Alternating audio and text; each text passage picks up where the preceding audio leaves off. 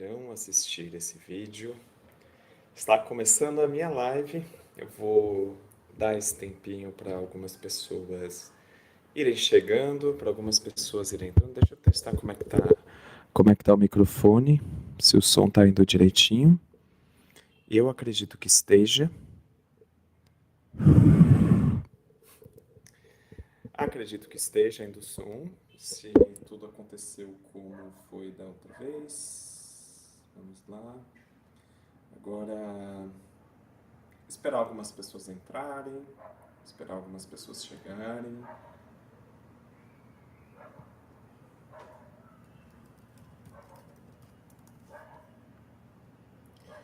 O tema da live de hoje, deixa eu pegar aqui certinho.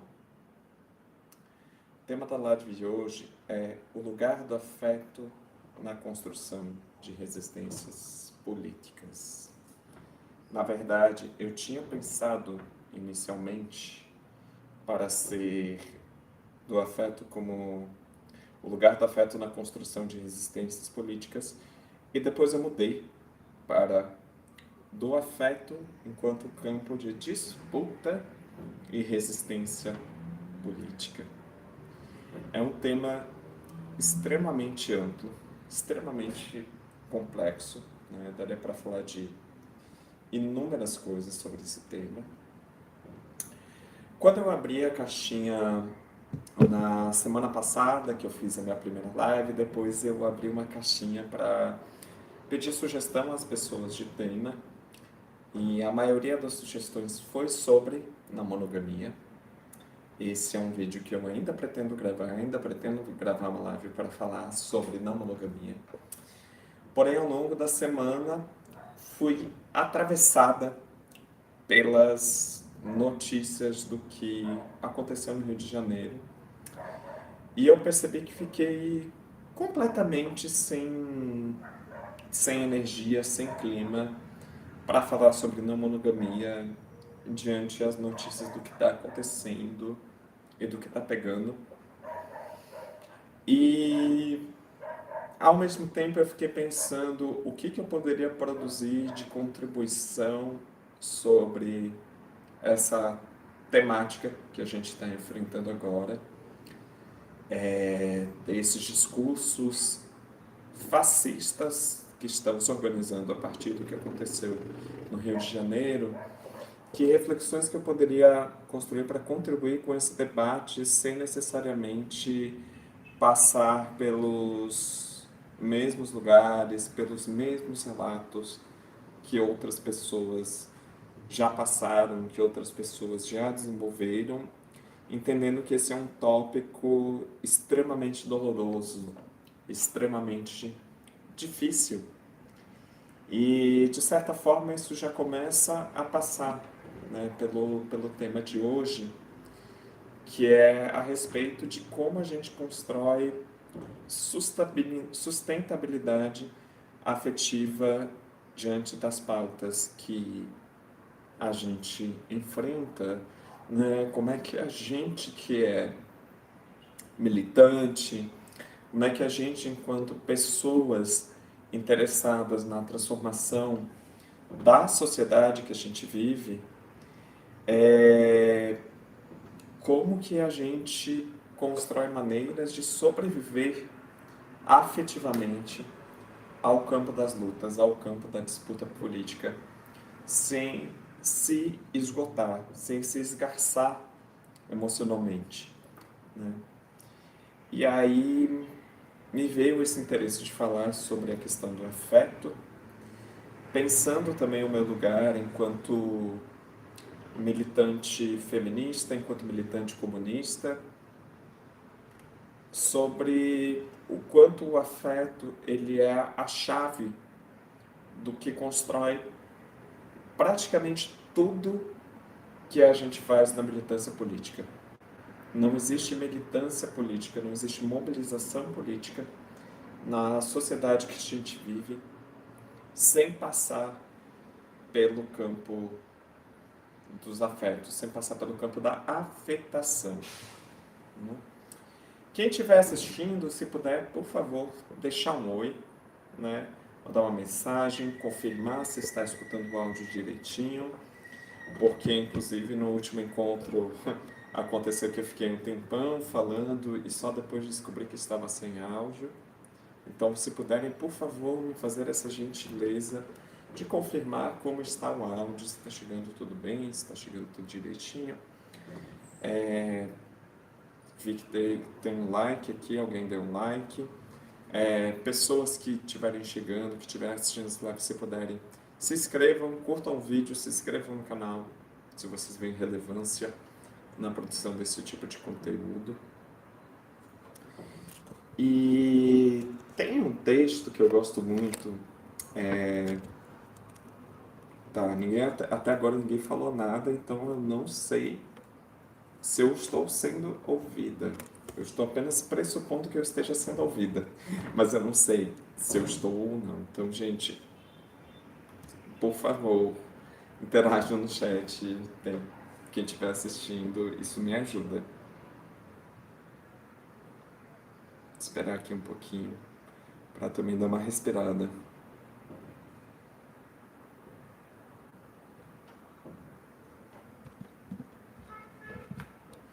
Deixa eu perguntar aqui.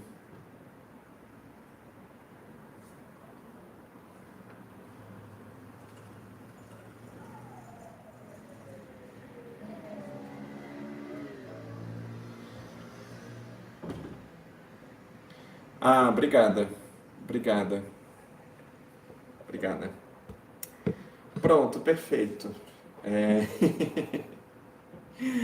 Pois é, eu acho que agora essa situação vai estabilizar, assim, era bem a coisa do microfone, enfim, né? Tem uma coisa, né, que se fala, né, inclusive no partido, né, no PCBR, que é o partido que eu estou em processo de aproximação política, em processo de recrutamento, né, embora eu já esteja participando intensamente das atividades, que é agitação e propaganda, né? E eu fiquei muito pensativa sobre essas duas palavras, principalmente na palavra agitação, né? E principalmente na palavra agitação pensada como uma das tarefas chave, uma das tarefas importantes, cruciais no processo da militância.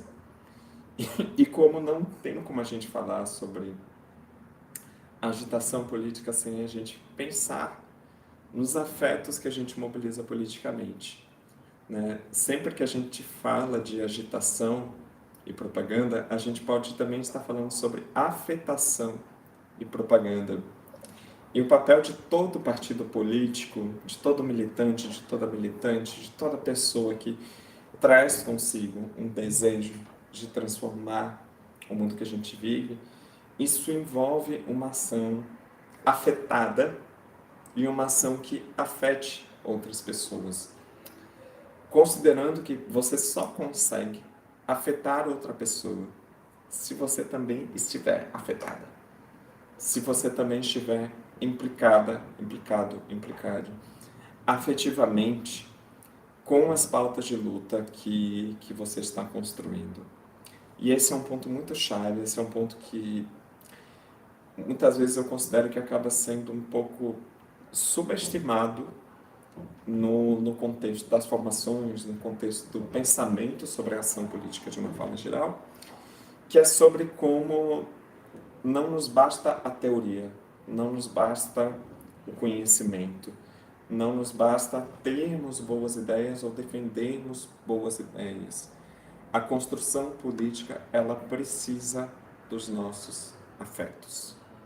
Ela precisa que a gente consiga, em torno dessas ideias, em torno dessas pautas, em torno dessas lutas, mobilizar afetos, porque são os afetos que, de fato, nos mobilizam para estar em movimento no mundo, né? Você se levanta da cama às sei lá que horas da manhã para pegar um ônibus até o outro lado da cidade ou até outro município para participar de uma ação política, porque você se sente afetade por aquela pauta, né? É isso que constrói o engajamento. E, ao mesmo tempo, em contrapartida, a gente precisa compreender que o sistema de dominação, os sistemas de dominação da sociedade que a gente vive, por sua vez, também operam os seus mecanismos de controle a partir da domesticação, a partir da domesticação da disciplina, do controle e da modulação dos nossos afetos. A gente vê, por exemplo, nessa pauta do que está acontecendo no Rio de Janeiro, como existe um processo discursivo que tenta produzir uma dessensibilização em relação às mortes que aconteceram naquele massacre policial, no massacre policial promovido pelo Cláudio Castro. A gente tem visto todo tipo de discurso, né, que defende aquele genocídio, aquele massacre, bastante centralizado numa dessensibilização do que significam aquelas mortes. Inclusive as pessoas falam, você está querendo que eu tenha pena de bandido agora? Né? Você pedir para uma pessoa que ela tenha pena, para que ela se sensibilize diante da morte de alguém que ela identifica como bandido, é algo que justamente toca no processo de dessensibilização que essa pessoa está querendo pautar. Né? E você querer que a pessoa se sensibilize com a morte de uma pessoa que ela enxerga como criminosa, faz com que você, que pauta esse afeto, seja vista como uma pessoa que supostamente estaria ao lado daquele criminoso. Né?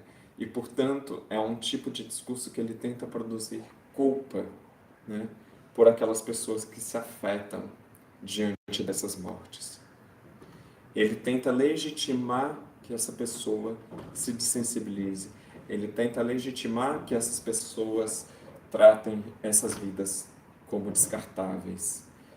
E isso é uma coisa que pauta toda forma de discurso midiático cada vez que existem mortes envolvidas. Eu lembro de uma pesquisa que foi realizada há muitos anos atrás no Instituto de Pesquisa da Psicologia lá do Rio de Janeiro, que fazia uma análise sobre as representações midiáticas sobre adolescentes e crianças envolvidos em conflitos com a lei. E é muito nítido que quando existe um processo de criminalização de certas crianças e adolescentes, não se usa o termo criança para descrever a ação. Usa-se o termo menor. Né? E essa diferença entre o termo criança e o termo menor, dentro da mídia, boa parte das vezes, reflete discursos racializados. Né? Quem tem direito a ser representado na mídia como criança, as infâncias que aparecem na mídia como crianças, são geralmente crianças brancas, enquanto crianças negras, indígenas, são representadas na mídia enquanto menor. Né? E esse jogo discursivo ele parece inocente, mas é um jogo que ele também implica nesse processo de dessensibilização, né, sobre quem são aqueles corpos. A gente percebe isso também cada vez que um crime é cometido por pessoas brancas. Né? Um crime de tráfico, por exemplo, de drogas é cometido por uma pessoa branca. Uma pessoa branca dificilmente na mídia será chamada de traficante, né? Será chamada de estudante de medicina, né? Será chamada de doutora em não sei o que, né? Adolescente, né? Às vezes nem o crime que ela cometeu é descrito como tráfico, a depender da notícia, né? Enquanto a mesmo crime, às vezes crimes até menos piores do que o cometido por aquela pessoa, se é cometido por uma pessoa negra, já ganha a pecha de traficante, né? Que busca representar aquele corpo como uma pessoa hiper periculosa, né? Essa ideia de que aquele corpo carrega em si, imanentemente a si próprio, um perigo social, um risco social, e, portanto, por ser portador desse risco social, mereceria, como vou dizer, não mereceria os mesmos direitos que os cidadãos de bem na sociedade que a gente vive. E isso está completamente presente, né, nos discursos que estão sendo produzidos sobre a ação no Rio de Janeiro, que matou mais de 130 pessoas, e as pessoas juram que essas 130 pessoas eram, entre muitas aspas, bandido, né?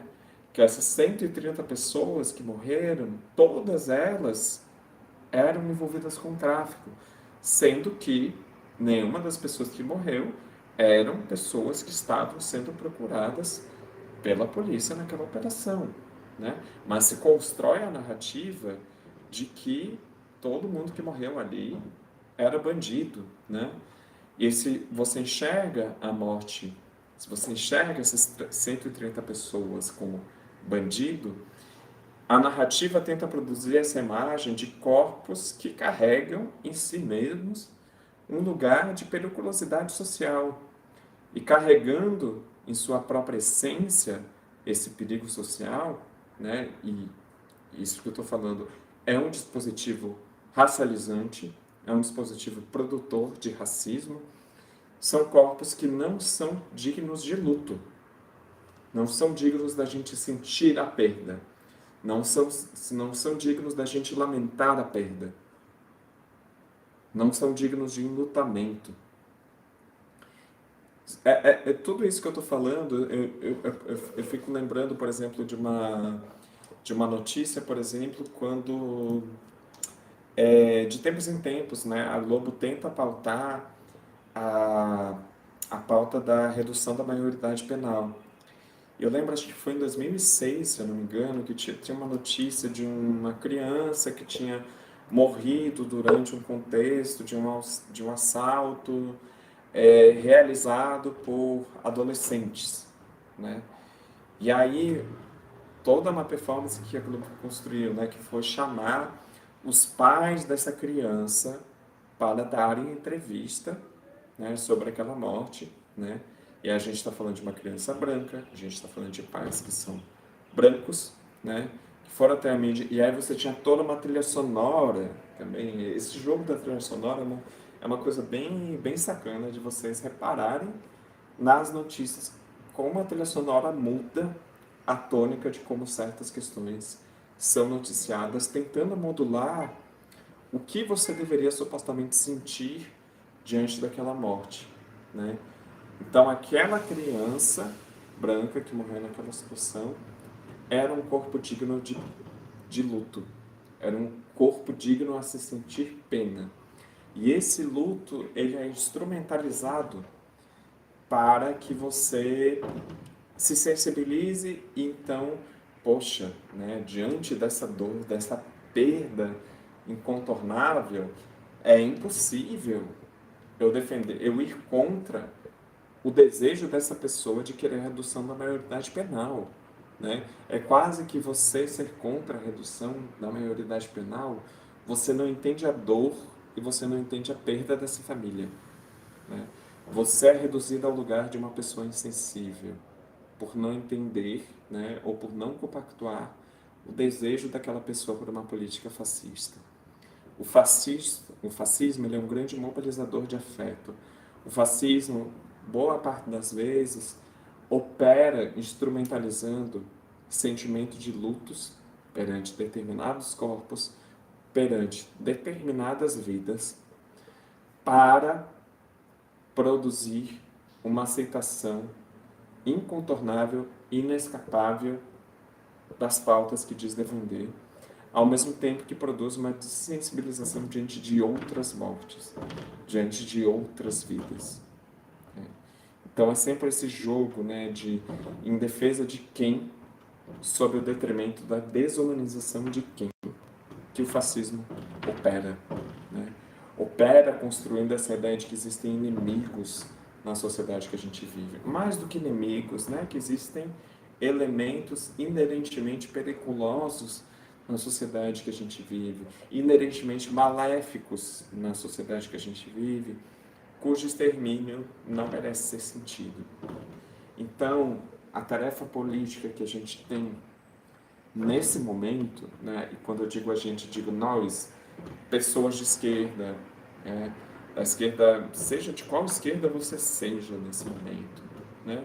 Embora a gente saiba que a esquerda liberal muitas vezes é cúmplice do genocídio contra a população negra de diversas formas, mas nesse momento o que a gente está vivendo é um campo de disputa sobre afetos a respeito dessa situação no Rio de Janeiro.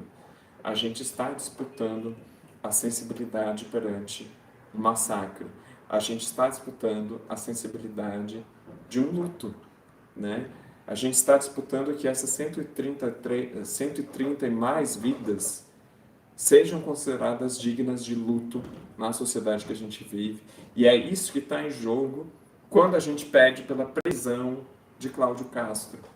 Porque Cláudio Castro passar impune diante dessa situação, tendo confessado o crime que ele cometeu em rede nacional, ele passar impune diante disso é muito mais do que uma questão institucional.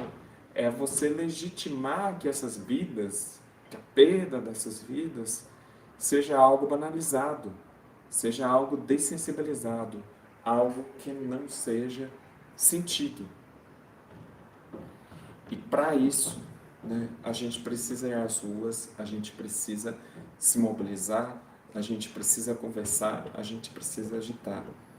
E a nossa conversa, nesse âmbito, ela é uma conversa que ela não é só uma troca de ideias. Ela é uma conversa que ela não passa apenas pelo convencimento de uma verdade. E esse é um ponto que eu sinto que muitas vezes uma parte da esquerda, inclusive da esquerda comunista, da esquerda radical, comunista, anarquista, muitas vezes se perde, que é de entender que as pessoas elas não mudam de ideia apenas por serem convencidas racionalmente de um discurso. Tem um texto muito bom que eu li um tempo atrás que chama... O nome do texto é As Bruxas Não São Mulheres, escrito pelo coletivo Quimera Rosa, lá da Espanha. E o começo do texto ele fala justamente sobre... Eu nunca mudei de ideia na minha vida, simplesmente porque alguém me convenceu com o seu discurso de uma boa ideia. Nunca mudei a minha perspectiva de mundo, minha perspectiva sobre a vida, simplesmente porque alguém me convenceu de uma boa ideia. Eu mudei de ideia por conta das afetações. E as afetações, elas são como se fossem feitiços, né? Eu mudei por conta dos processos de enfeitiçamento político que certos discursos conseguiram exercer sobre mim, né? O que é esse enfeitiçamento político, né? O enfeitiçamento é justamente esse lugar das palavras que têm o poder de mobilizar afetações, né? As bruxas, né, elas são consideradas, eram e são consideradas perigosas porque as nossas palavras têm o poder de fazer mais do que representar uma ideia. As nossas palavras têm o poder de afetar um corpo, né? As nossas palavras se fazem carne, né? As nossas palavras aumentam a temperatura de um corpo, incitam a raiva, incitam desejo, incitam tesão, incitam tristeza muitas vezes. A gente também precisa mobilizar a tristeza, sentir tristeza, se permitir chorar, inclusive, é algo muito importante em certos momentos. Essa ideia de que para você ser uma boa militante, um bom militante, você não pode chorar, isso é algo extremamente equivocado, parte inclusive de uma perspectiva extremamente falocêntrica sobre política, né, sobre certas formas de performance política, de que parece que o único afeto político legítimo é a raiva, né? Raiva é importante também, sim, né? Lógico que é importante, muito importante, né? Mas por vezes também você se sensibilizar, sentir dor, né? E conseguir transmitir isso para outras pessoas é algo muito importante. E isso é algo que é importante a gente pensar quando a gente conversa sobre formações no partido, quando a gente troca ideia com as pessoas na hora de uma panfletagem, quando a gente conversa com nossos camaradas sobre formas de fazer panfletagem, quando a gente pensa a escrita de um panfleto, né? A escrita de um panfleto não é um texto apenas informativo, é um texto que ele precisa ter afetação, ele precisa ser capaz de afetar pessoas através de suas palavras, precisa ser capaz de mover pessoas através de suas palavras. Se você vai fazer uma convocatória para um ato, essa convocatória ela não é só informativa, ela precisa empolgar as pessoas, precisa agitar as pessoas, precisa convocar um corpo para a ação, né? E um corpo, para ser convocado para a ação, ele precisa ser afetado. Simples. E isso muitas vezes faz com que a gente transite, inclusive, por certas dimensões da linguagem que vão para além do lugar informativo, né? Que é um lugar que às vezes a gente domina muito bem na esquerda, esse lugar de passar informação, né? Mas é interessante, por exemplo, né, que todo militante político leia poesia, né? Saiba também pensar poeticamente, né? Entendendo a poesia, e aqui dialogando com Audre Lorde, né? Audre Lorde tem um texto muito bonito que chama A Poesia Não é um Luxo, de que a poesia ela não é simplesmente um gênero literário. A poesia é algo que atravessa toda a nossa relação com as palavras, toda a nossa relação com a vida, né? É justamente esse poder, né, de como a gente consegue construir um tipo de relação com as palavras que vai além da sua funcionalidade literal, que vai além da sua funcionalidade comunicativa, né? A poesia é justamente esse lugar onde as palavras encontram a força de dizer aquilo que é difícil, de dizer aquilo que costuma ser silenciado, de dizer aquilo que costuma ser invisibilizado. A poesia é um exercício da gente se olhar, da gente se examinar, da gente conectar aquilo que existe no nosso mais íntimo e pessoal com aquilo que existe de mais coletivo e político no mundo que a gente vive. Então, pensar poesia, existir enquanto poesia, pulsar poesia, é também tarefa de todo militante, mesmo que você não seja um poeta ou uma poeta, necessariamente. Mas a poesia da transformação política precisa existir em você. Porque o desejo de transformar de forma revolucionária o mundo que a gente vive, ele é profundamente poético também, né? Ele é um desejo que busca construir uma sensibilidade também sobre o mundo que a gente vive e a importância de transformá-lo. O capitalismo ele funciona produzindo uma aceitação tácita e cínica do mundo que a gente vive, né? O capitalismo funciona para educar nossos corpos de que nada pode ser feito, de que as coisas como são devem permanecer como são, né?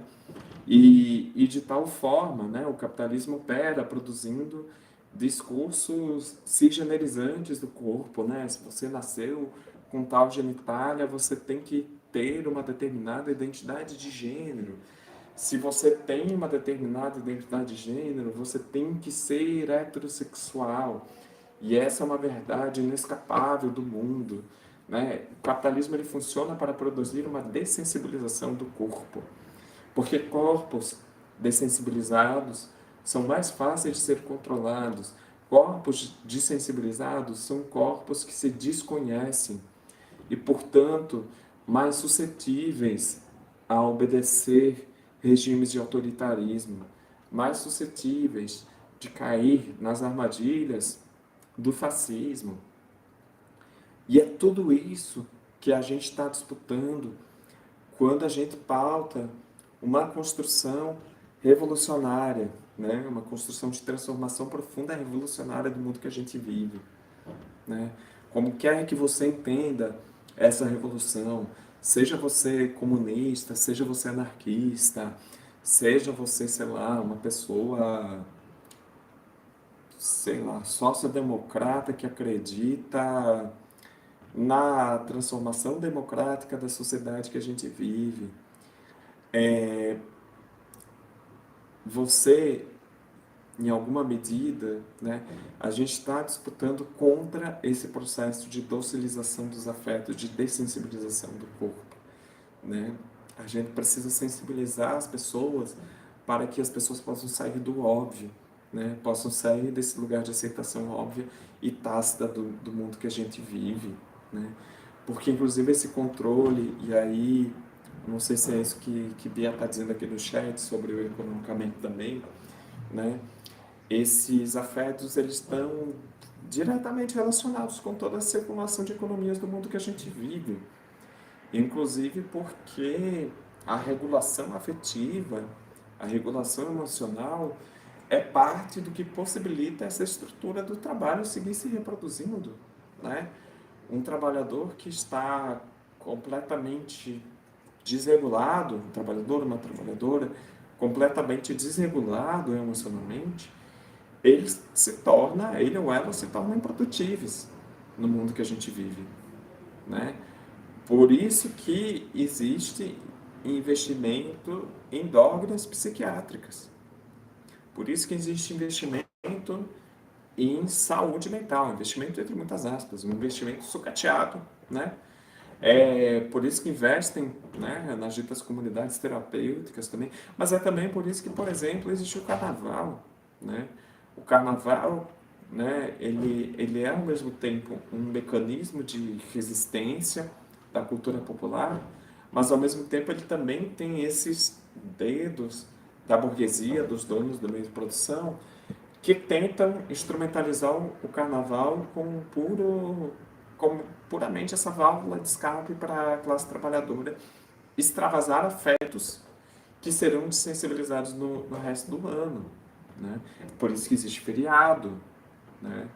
É por isso que existe o investimento, por exemplo, no papel da família, né? É por isso que existe o investimento no amor romântico, né? Por que o amor romântico ele é tão importante para o capitalismo, né?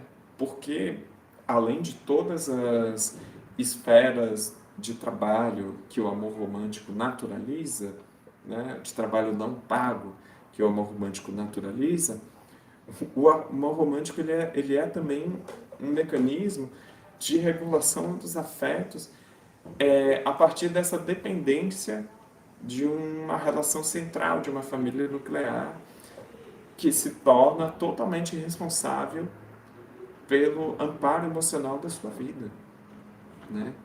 E isso também se disputa dentro da não monogamia, inclusive, né? Como que a gente pode gestionar os cuidados afetivos, as regulações emocionais de outra forma? Como que a gente pode se regular emocionalmente enquanto rede de afetos, né? E não a partir dessa hiperdependência centralizada numa pessoa só que é supostamente nossa cara-metade para o resto da vida. A gente pode pensar em todo um circuito de economia desse processo de regulação emocional, né? A gente pode pensar todo o mercado centralizado nessa questão da regulação emocional. O trabalho sexual, por exemplo, pode ser pensado também como uma economia que surge a serviço da regulação emocional da classe trabalhadora, né? Para a pessoa poder vivenciar, extravasar, experimentar afetos que nem sempre são possíveis dentro da dinâmica do casamento. A pornografia, ela é extremamente funcional para a produção de regulação emocional na sociedade que a gente vive. A gente pode falar também das drogas lícitas e das drogas ilícitas. Drogas lícitas, por exemplo, café.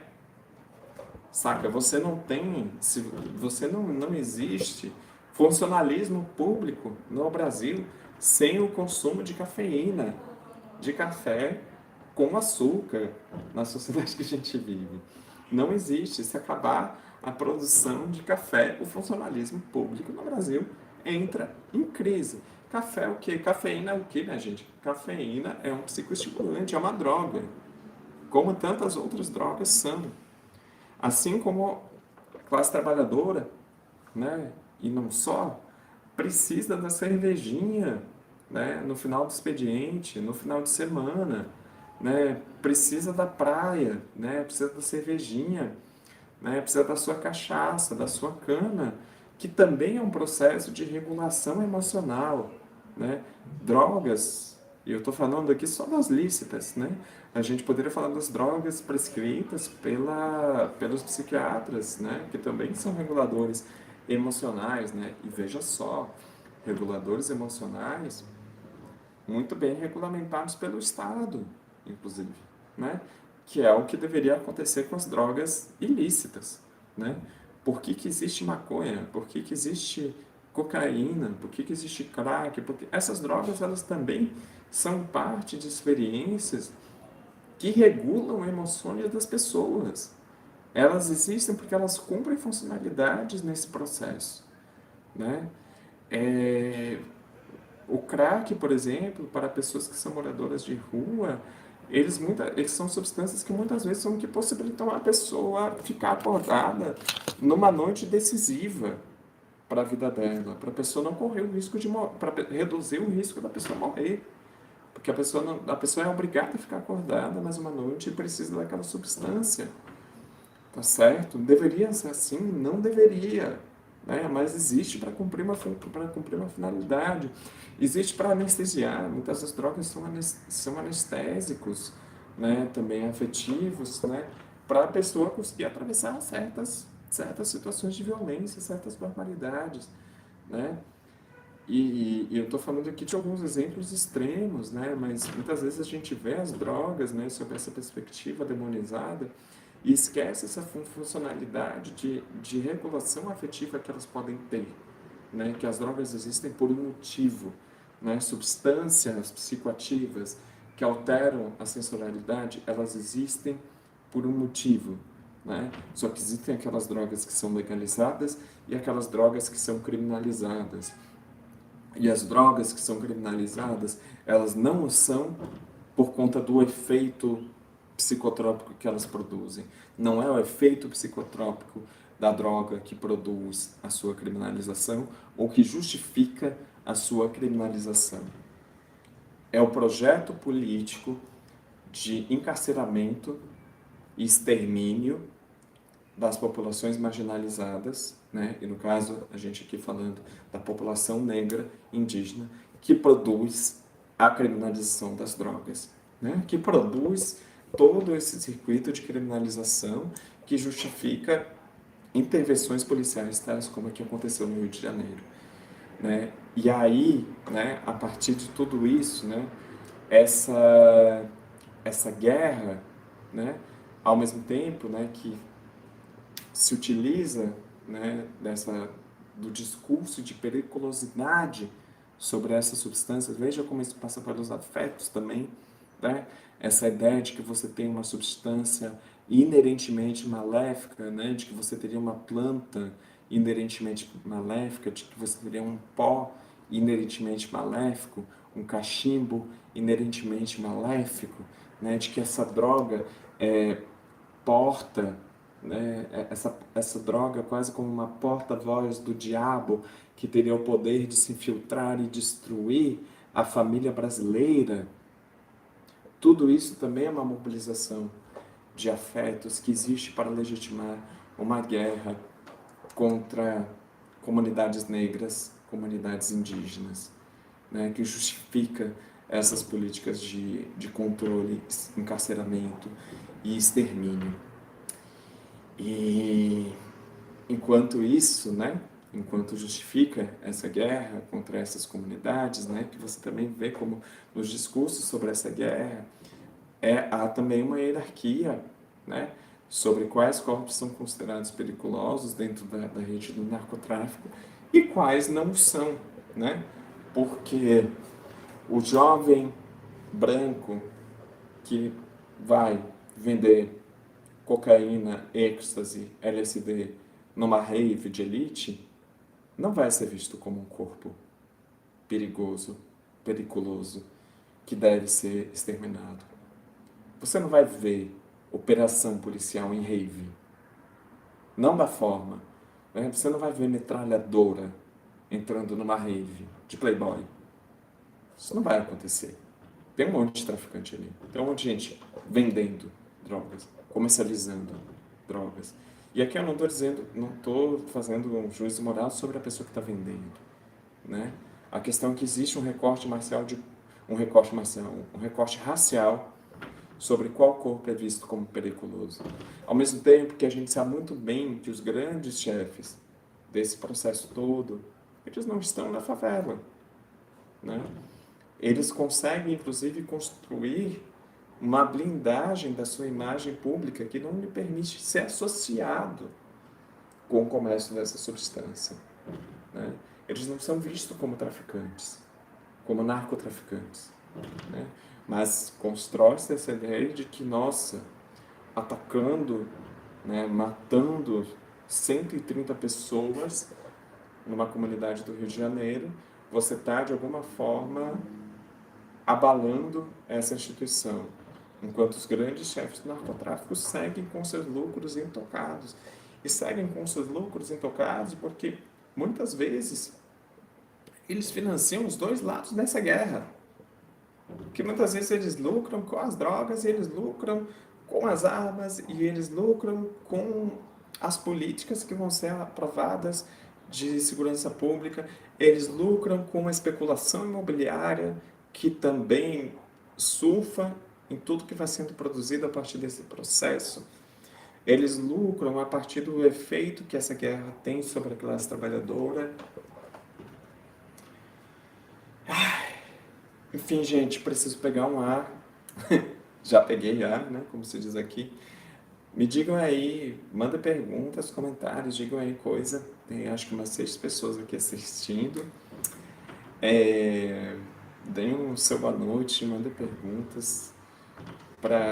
Eu vou me encaminhar para ir fechando daqui a pouco. Essa live não vai ser tão longa quanto a outra. Não que a outra tenha sido muito longa também. Mas, enfim, gente, acho que eu consegui desenvolver um pouco assim essa ideia de como os afetos eles são operacionalizados, né, pela direita, pela extrema direita, pelo capitalismo colonial, racial do mundo que a gente vive. Poderia falar também sobre como os afetos são operados, né, pelos discursos transfóbicos, né, que produzem uma dessensibilização em relação ao corpo, em relação à vida de travestis e pessoas trans, né, que tentam construir essa ideia da travestilidade, da transexualidade como algo periculoso, que corrói, que contamina, que destrói famílias. Poderia falar sobre tudo isso. Poderia falar sobre o estigma do HIV/AIDS como um mobilizador de afetos que legitimou todo tipo de desumanização e extermínio das nossas comunidades também, né? O assassinato, né? Até hoje, assim, muito dos assassinatos, muito do transfeminicídio e do transvesticídio é bastante mobilizado pela sorofobia, né? Independente, né, de sermos ou não soropositivas, o discurso sorofóbico ele faz parte daquilo que desumaniza as nossas comunidades, né? E novamente, assim, quando a gente fala do campo revolucionário, né, quando a gente fala do campo comunista, do campo anticapitalista, do campo anarquista, a gente está falando de uma disputa em torno a esses afetos, né? E a gente fala também sobre como a gente, enquanto militante, precisa trabalhar os nossos afetos, né? A gente precisa ter consciência de que quando a gente está na rua, de que quando a gente está no ato, de que quando a gente está puxando uma palavra de ordem, de que quando a gente está entregando um panfleto, de que quando a gente está fazendo uma fala, a gente está mobilizando afetos, né? Afeto, né? Mobilizar afetos não é necessariamente você não é necessariamente só sobre a arte que você coloca no panfleto, o layout do seu panfleto, não é apenas sobre o estilo da roupa que você vai vestir, né? Mas é sobre tudo que atravessa o gesto, o corpo, a entonação da nossa voz, a nossa postura, a nossa forma de colocar diante dos outros e de afetar as outras pessoas. a gente precisa ter consciência de que tudo que a gente faz envolve essa mobilização de afetações, né? É isso que a gente está disputando, né? Nesse debate sobre o Rio de Janeiro, sobre o genocídio na comunidade do Alemão e da Penha, a gente está disputando afetações. E isso implica também muito do caráter de urgência das ações que a gente tem para fazer, né? Porque é isso, né? Para não permitir que essa situação caia na desensibilização, para não permitir que essa situação caia no esquecimento, né? A gente tem muito trabalho e afetos para mobilizar pela frente. Então é isso que eu tinha para falar hoje. Agradeço as pessoas que assistiram. A Bia aqui mandou as mensagens que ajudou aqui a organizar algumas coisas, ajudou aqui a organizar as minhas ideias um pouco.